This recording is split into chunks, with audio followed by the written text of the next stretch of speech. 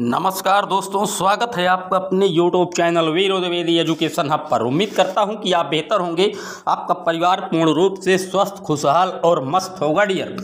आज हम बात करेंगे एक ऐसे प्रैक्टिस सेट की जिसमें हिंदी और पर्यावरण का एक मिक्सअप वीडियो प्रैक्टिस सेट है।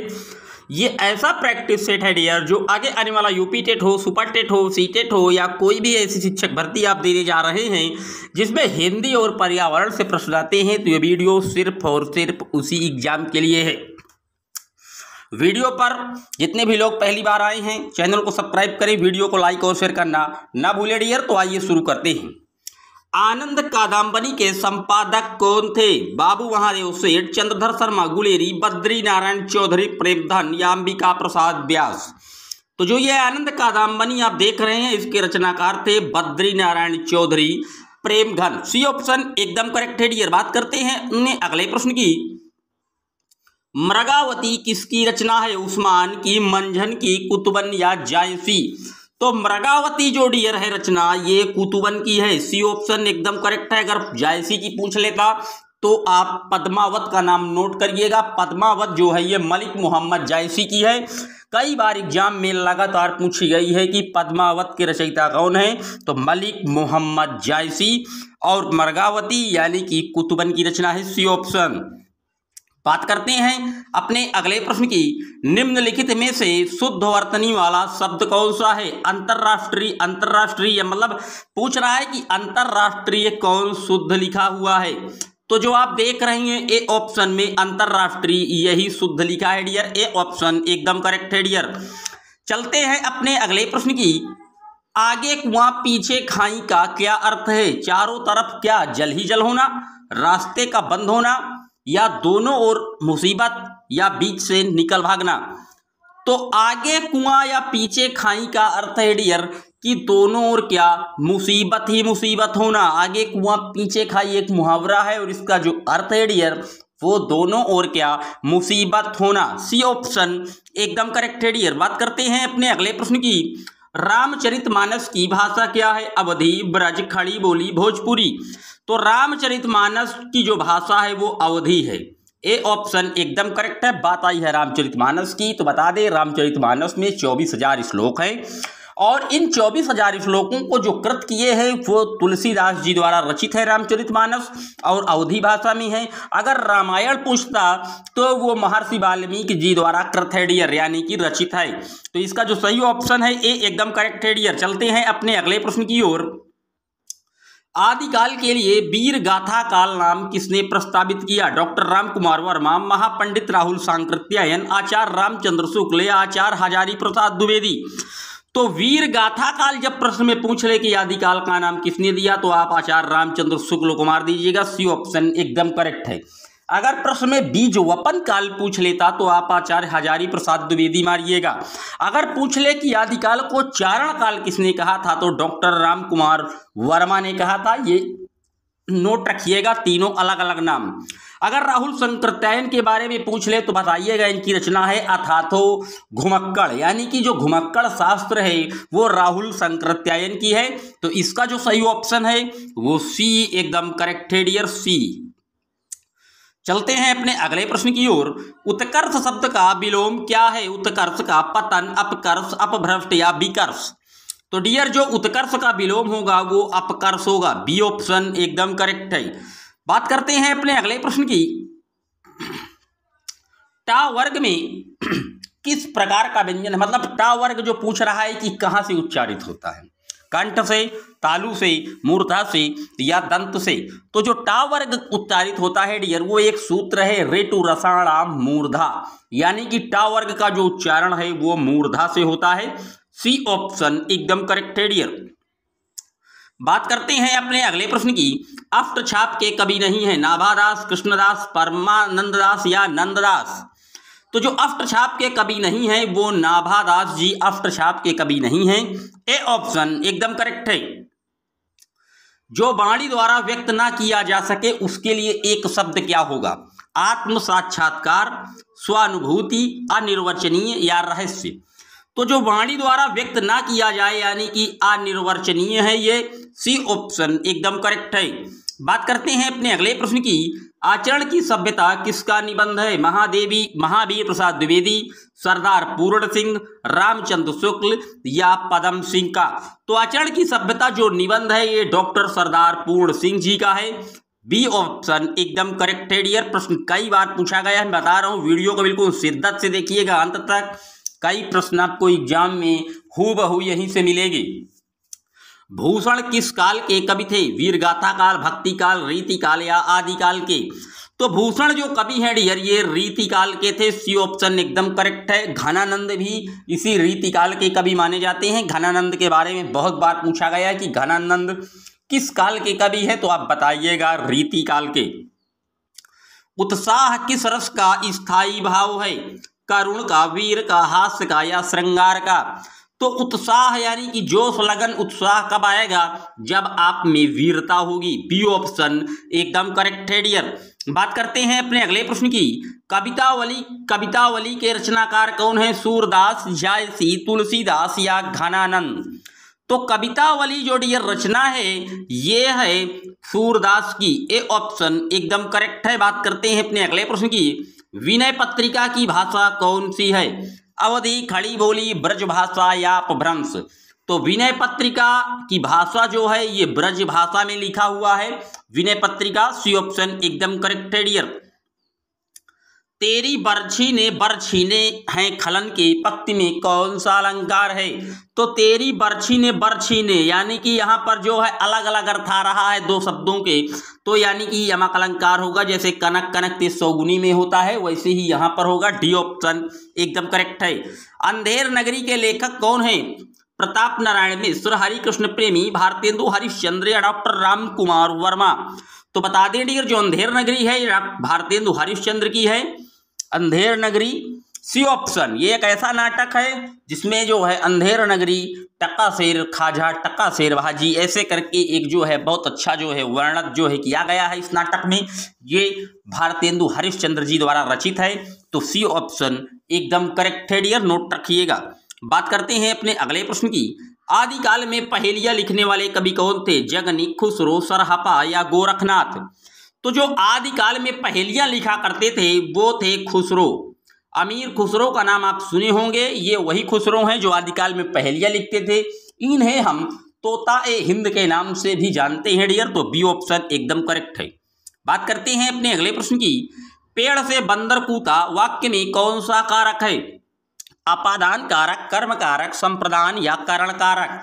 तो पेड़ से बंदर क्या कर रहा है? जैसे पर्टिकुलर पहले बंदर पेड़ पे था और पेड़ से कूदा तो यानी कि पेड़ से अलग हो रहा है, और जहां अलगाव का भाव प्रकट होता है डियर वहां अपादान कारक होता है। और अपादाने पंचमी यानी कि अपादान में पंचमी विभक्ति का भी यूज होता है। इसका एक सूत्र है ध्रुवम अपाय अपादाने। ए ऑप्शन एकदम करेक्ट है डियर। चलते हैं अपने अगले प्रश्न की ओर। श्रृंगार रस का स्थायी भाव क्या है? ह्रास, रति, क्रोध या उत्साह? तो श्रृंगार रस का जो स्थायी भाव है डियर वो रति है। बी ऑप्शन एकदम करेक्ट है। श्रृंगार रस को हम रसों का राजा कहा जाता है, यानी कि रसराज भी इसी जो है रस को कहा जाता है डियर, नोट रखिएगा। अगर पूछा जाए रस कितने हैं प्रश्न में तो सीधे आप लिखिएगा कि रस जो है 8 हैं। अगर पूछ ले आचार्य मम्मट के अनुसार कितने रस हैं तो आप बताएंगे 9 रस, क्योंकि उन्होंने शांत रस को भी रस माना है आचार्य मम्मट ने डियर, तो नोट रखिएगा। अगर रस शास्त्र के प्रणेता पूछ ले तो जो है भरत मुनि का नाम लीजिएगा और उनकी जो रचना है वो नाट्य शास्त्र है डियर। चलते हैं अपने अगले प्रश्न की ओर। निम्नलिखित में से तद्भव शब्द है भ्रमर, अग्नि, मस्तक या मछली? तो तद्भव पूछ रहा है। तद्भव यानी कि वो शब्द जो संस्कृत से जो है विकृत रूप में लिए गए हैं, यानी कि उनमें परिवर्तन किया गया है, वो तद्भव कहलाते हैं। और संस्कृत से जो शब्द बिल्कुल सेम टू सेम ले लिए जाएं, उनमें कोई भी परिवर्तन ना हो, वो तत्सम कहलाते हैं। तो तद्भव यहाँ मछली है। अगर मछली का तत्सम पूछ ले तो आप बताएंगे मत्स्य होता है मछली का जो है तत्सम डियर। चलते हैं अपने अगले प्रश्न की ओर। चौपाई छंद के प्रत्येक चरण में कितनी मात्राएं होती हैं? 24, 16, 11 या 13? तो चौपाई के जो प्रत्येक चरण है डियर इसमें 16 मात्राएं होती हैं। बी ऑप्शन एकदम करेक्ट है। चलते हैं अपने अगले प्रश्न की ओर। दुल्हन गाओ मंगलचार हमारे घर आए राजा राम भरतार, ये किसकी रचना है? प्रश्न ये पूछ रहा है। तो आप यहाँ राजा राम दे के तुलसीदास जी का नाम मत मारिएगा, नहीं तो गलत हो जाएगा कि आप देखें राजा राम मार दे तुलसीदास, गलत है डियर। ये जो रचना है ये कबीरदास की है। बी ऑप्शन एकदम करेक्ट है, नोट रखिएगा, बी ऑप्शन बहुत ही करेक्टेड क्वेश्चन है। आप एग्जाम में इसमें डिफीट पाएंगे कि प्रभु श्री राम की याद तो सिर्फ और तुलसीदास जी ने की थी, ऐसा ना कीजिएगा डियर, नहीं प्रश्न आपका गलत हो जाए। शिद्दत से इसको नोट कर लीजिएगा, ये कबीरदास जी की कृति है। चलते हैं अपने अगले प्रश्न की ओर। हिंदी प्रदीप पत्रिका का संपादन किया है बद्री नारायण चौधरी प्रेमधन ने, बालकृष्ण भट्ट ने, प्रताप नारायण मिश्र या भारतेंदु हरिश्चंद्र। तो जो हिंदी प्रदीप रचना है डियर ये प्रताप नारायण मिश्र की है। सी ऑप्शन एकदम करेक्ट है डियर। बात करते हैं अपने अगले प्रश्न की। सूर्योदय शब्द का संधि विच्छेद क्या है? तो सूर्योदय यानी कि सूर्य प्लस उदय, बी ऑप्शन एकदम करेक्ट है। यथाशक्ति में कौन सा समास है? अव्ययी भाव, तत्पुरुष, द्विगु या कर्मधारय? तो यथाशक्ति यानी कि शक्ति के अनुसार ये रचना है अव्ययी भाव समास, ए ऑप्शन एकदम करेक्ट है डियर। इनमें से कौन सा शब्द तद्भव है? मधुप, भ्रमर, मधुकर या भंवरा? तो तद्भव पूछ रहा है प्रश्न में, तो भंवरा एकदम सही है, क्योंकि भंवरा का जो तत्सम होता है वो भ्रमर होता है, जो कि बी ऑप्शन में लिखा हुआ भी है। बात करते हैं अपने अगले प्रश्न की। मुद्री का तत्सम रूप क्या है? मुद्री, मुद्रिकी, मुद्रिका या मुद्रिका? तो मुद्री का जो तत्सम होगा डियर वो मुद्रिका होता है, डी ऑप्शन एकदम करेक्ट है। बात करते हैं अपने अगले प्रश्न की। निम्न में से कौन सा निबंध हजारी प्रसाद द्विवेदी का नहीं है? अशोक का फूल हजारी प्रसाद द्विवेदी जी का है, कुटज भी है, विचार प्रवाह भी है, लेकिन यह व्रत और विकास ये हजारी प्रसाद द्विवेदी जी का नहीं है डियर। अब ये किसका है? इसका उत्तर आप कमेंट बॉक्स में लिखिएगा, डी ऑप्शन एकदम करेक्ट है। परमाल रासो किसके द्वारा रचित है? नल सिंह, नरपत नाल, चंद्रवरदाई या जगनिक?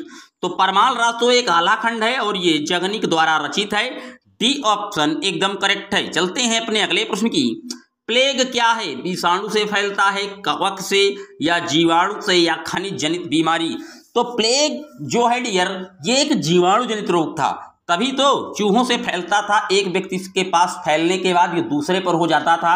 विषाणु वैसे नहीं होता डियर, क्योंकि विषाणु जो है ये छुआछूत से नहीं भागता, लेकिन जो जीवाणु है या बैक्टीरिया है ये छुआछूत की बीमारी है, इसलिए प्लेग जो है ये एक जीवाणु जनित बीमारी थी। सी ऑप्शन एकदम करेक्ट है, जो कि चूहे के पिस्सुओं से फैलता था डियर, इसे हम काली मौत के नाम से भी जानते हैं, तो सी ऑप्शन एकदम करेक्ट है डियर। गैसीय अपशिष्ट क्या है डियर? अब ईवीएस के प्रश्न शुरू हो गए हैं। जैसे कि मैं आपको पहले बता चुका हूं कि हिंदी और पर्यावरण का ये एक मिक्सअप जो है प्रैक्टिस सेट है, थोड़ा वीडियो लंबा जरूर होगा डियर, लेकिन इसमें से आपको एग्जाम में बहुत बड़ी सफलता दिलाने में ये अग्रसर होगा वीडियो, क्योंकि जब वीडियो में 50 से 60 प्रश्न हैं तो वीडियो का टाइम तो बढ़ना ही तय है डियर। लेकिन वीडियो पर आप अगर पहली बार आए हैं तो शिद्दत से अंत तक वॉच जरूर कीजिएगा। अगर मेरे पढ़ाने और समझाने का तरीका आपको अच्छा लगे तो चैनल को सब्सक्राइब कीजिएगा, वरना ना कीजिएगा डियर। अगर अच्छा लगे तो सब्सक्राइब करें और वीडियो को लाइक और शेयर करना भी ना भूलें डियर। तो चलते हैं अपने अगले प्रश्न की ओर। गैसीय अपशिष्ट क्या है? सब्जी एवं फलों के छिलके, घरों की नालियों का गंदा पानी, खेत खलियानों से निकलने वाला कचरा या लकड़ी कोयले से जलने वाला धुआं? तो जो गैसीय अपशिष्ट है ये लकड़ी कोयले से जो जब धुआं जलेगा तभी तो गैस निकलेगी, कार्बन डाइऑक्साइड, डी ऑप्शन एकदम करेक्ट है डियर। बात करते हैं अपने अगले प्रश्न की। निम्नलिखित में से कौन से पौधे दूर दूर प्रसारित होंगे? बीजाणु द्वारा, बीज द्वारा, फल द्वारा या कायिक जनन द्वारा? तो जो पौधे दूर दूर तक प्रसारित होंगे वो फल द्वारा होंगे, सी ऑप्शन एकदम करेक्ट है। चलते हैं अपने अगले प्रश्न की ओर।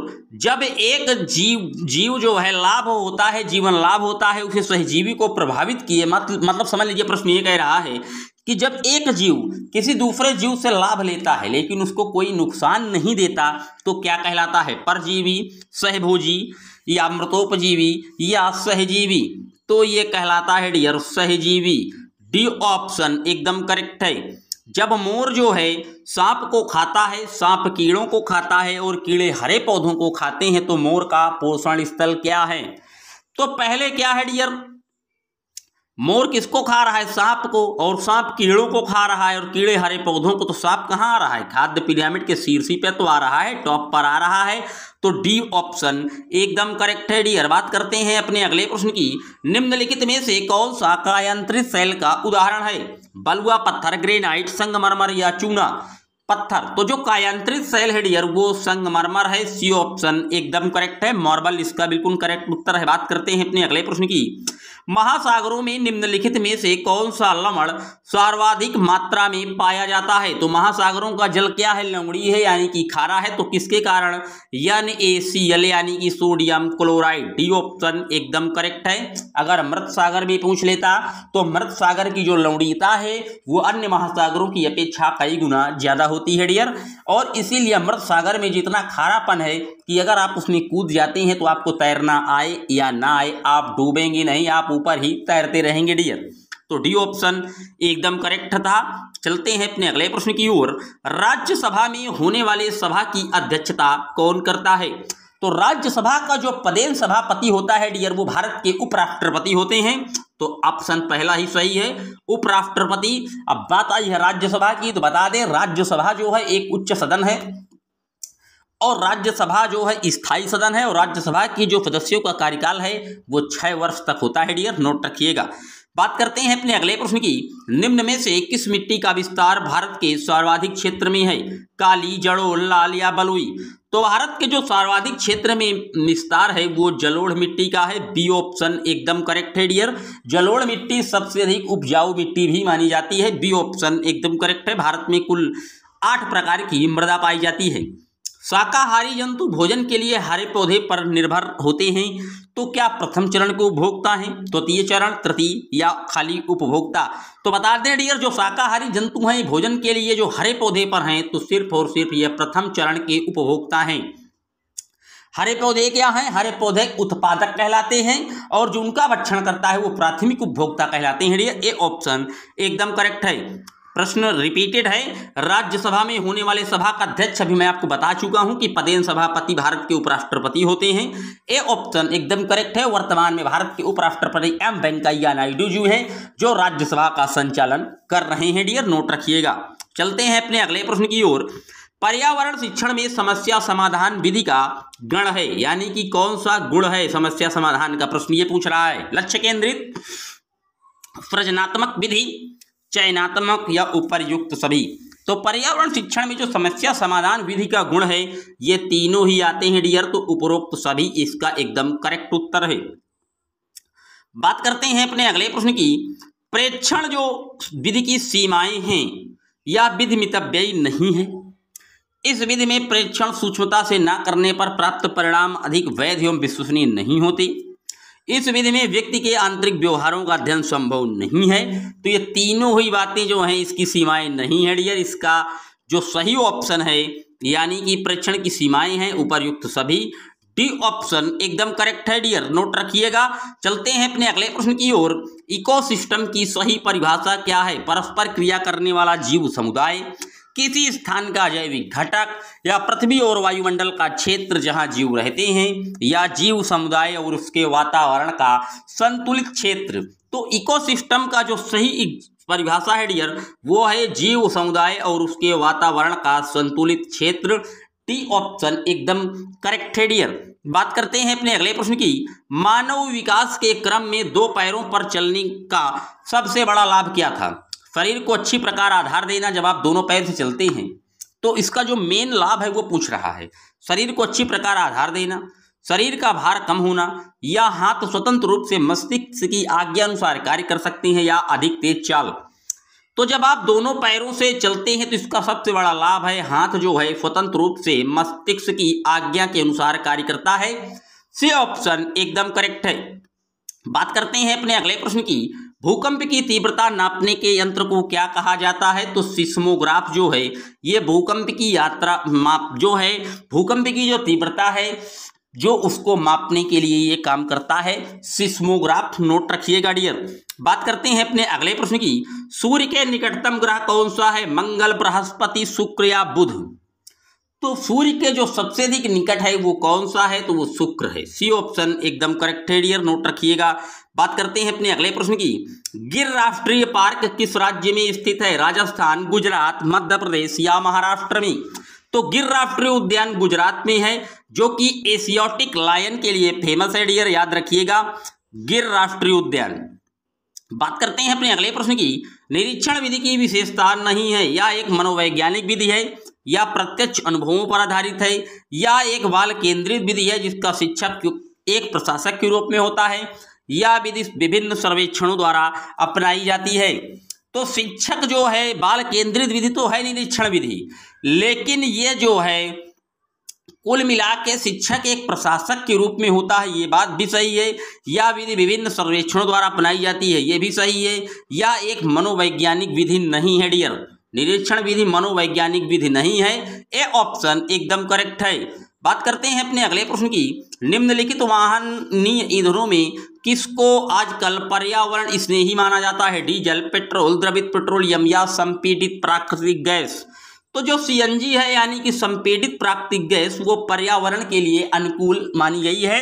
तो इसका जो सही ऑप्शन है डी एकदम करेक्ट है डियर। बात करते हैं अपने अगले प्रश्न की। किसी पारतंत्र में तत्वों का चक्रण क्या कहलाता है? जीव भू रासायनिक चक्र, भूवैज्ञानिक चक्र, रासायनिक चक्र या कोई नहीं। तो किसी पारिस्थितिक तंत्र में जो तत्वों का चक्रण है डियर वो जैव भू रासायनिक चक्र कहलाता है, यानी कि ए ऑप्शन एकदम करेक्ट है डियर। वीडियो को बिल्कुल शिद्दत से अंत तक देखिएगा। चैनल पर पहली बार आए हैं तो सब्सक्राइब जरूर करें। बात करते हैं अपने अगले प्रश्न की। चिपको आंदोलन के प्रणेता हैं हेमवती नंदन बहुगुणा, सुंदरलाल बहुगुणा, मदर टेरेसा या महात्मा गांधी। तो चिपको आंदोलन के जो प्रणेता हैं वो सुंदरलाल बहुगुणा हैं, बी ऑप्शन एकदम करेक्ट है। चिपको आंदोलन जो है 1973 में उत्तराखंड के चमोली जिले से इसकी शुरुआत हुई थी और इसी के उपलक्ष्य में हम जो है वृक्षारोपण करते हैं और वृक्षों के बचाने के लिए यह आंदोलन चलाया गया था, इसलिए सुंदरलाल बहुगुणा को हम वृक्ष मित्र भी कहते हैं डियर। बी ऑप्शन एकदम करेक्ट है। इंसुलिन की रासायनिक प्रकृति है, क्या है इंसुलिन की रासायनिक प्रकृति? विटामिन है, प्रोटीन है, वसा है या कार्बोहाइड्रेट है? तो बता दें डियर जो इंसुलिन की रासायनिक प्रकृति है ये प्रोटीन की है, बी ऑप्शन एकदम करेक्ट है। इंसुलिन जो है ये अग्न्याशय की बीटा कोशिकाओं से स्रावित होता है डियर, नोट रखिएगा, बी ऑप्शन। बात करते हैं अपने अगले प्रश्न की। जैविक समुदाय में प्राथमिक उपभोक्ता हैं, प्राथमिक उपभोक्ता की बात पूछी जा रही है डियर। तो जब प्राथमिक उपभोक्ता होंगे वो क्या, वो शाकाहारी तो होंगे, जो पेड़ पौधों को खाएंगे वो क्या होंगे? पत्ती फल फूल इत्यादि को शाकाहारी में आते हैं, सी ऑप्शन एकदम करेक्ट है डियर। ये थे आज के 60 महत्वपूर्ण प्रश्न, जिसमें 30 प्रश्न तो थे हिंदी के और 30 थे पर्यावरण अध्ययन के। ये एक थोड़ा बड़ा वीडियो साबित होगा डियर, लेकिन 60 महत्वपूर्ण प्रश्न बहुत ही होंगे जो कि आगे आने वाला यूपी टेट हो या सुपर टेट हो या कोई भी ऐसे आप एग्जाम देने जा रहे हैं जिसमें हिंदी या और पर्यावरण से प्रश्न आते हैं, तो ये प्रैक्टिस सेट उसके लिए रामबाण साबित होगा। वीडियो पर पहली बार जितने भी लोग आए हैं सब्सक्राइब करें, बेल आइकन को ऑन करें और वीडियो को लाइक और शेयर करना ना भूलें। अंत तक जरूर वॉच कीजिएगा। मिलते हैं जल्दी आपसे एक और वीडियो में, तब तक के लिए जय हिंद जय Bharat. Thanks for watching my video.